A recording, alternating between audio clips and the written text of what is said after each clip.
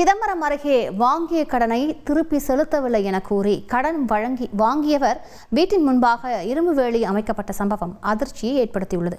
கூடுதல் தகவல்களை செய்தியாளர் கண்ணதாசன் வழங்க கேட்கலாம். கண்ணதாசன், வணக்கம். என்ன நடந்தது? எவ்வளவு ரூபாய் கடன் வாங்கியிருந்தார்? இந்த சம்பவம் தொடர்பான முழு விவரங்களையும் விவரிங்க. வணக்கம்.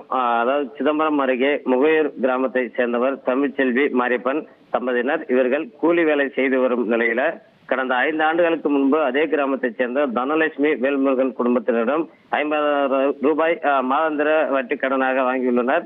இந்நிலையில் தமிழ்ச்செல்வியின் கணவர் வீட்டில் உடல்நலம் கொண்டதால் வீட்டிலேயே இருந்து வேலைவாய்ப்புக்கு செல்லதான் இருந்து வந்துள்ளார். இவ்வாறான நிலையில் கடன் வாங்கிய பிறகு சில ஆண்டுகளுக்கு பின் வட்டி 30,000 ரூபாய் வட்டி அதிகரித்துள்ளது.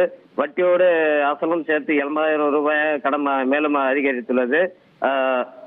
அவ்வப்போது வட்டியை கொடுத்து வந்த தமிழ்ச்செல்வி மாரியப்பன் தம்மிடம் குடும்ப வறுமை மற்றும் வருமானம் இல்லாத என்னங்க இனி வீட்டு வேலையில கொஞ்சம் அதிக ஒத்தாசையா இருக்கணும். ஏன் வேலை கிடைச்சிட்டா? வேலையா? நான் பாஸ் ஆகணும்னு நினைக்கிறேன். எப்படி? பாஸ் வாலா பி தி பாஸ். தொழிலில் வட்டியை கொடுக்க முடியாத நிலையில் ஏற்பட்டது. கடன் வட்டிக்கு மேல் வட்டி போட்டு பல லட்சம் தர வேண்டும் என்று அவர்கள் கடனை கேட்டு மன உளைச்சலுக்கு உள்ளாக்கி உள்ளனர். மேலும் ஒரு கட்டத்திற்கு மேல் என் கடனை கொடுத்து விட்டு மறுவேலையை பாருங்கள் என்று கூறிக்கொண்டு தமிழ்ச்செல்வி மாரியப்பன் தம்பதியினர் வீட்டின் முன்பு வாசலை மறைத்து வீட்டை விட்டு யாரும் வெளியே வராதபடி இரும்பு வேலியை அமைத்தனர். இதனால் அந்த பகுதியில் பெரும் பரபரப்பு ஏற்பட்டது.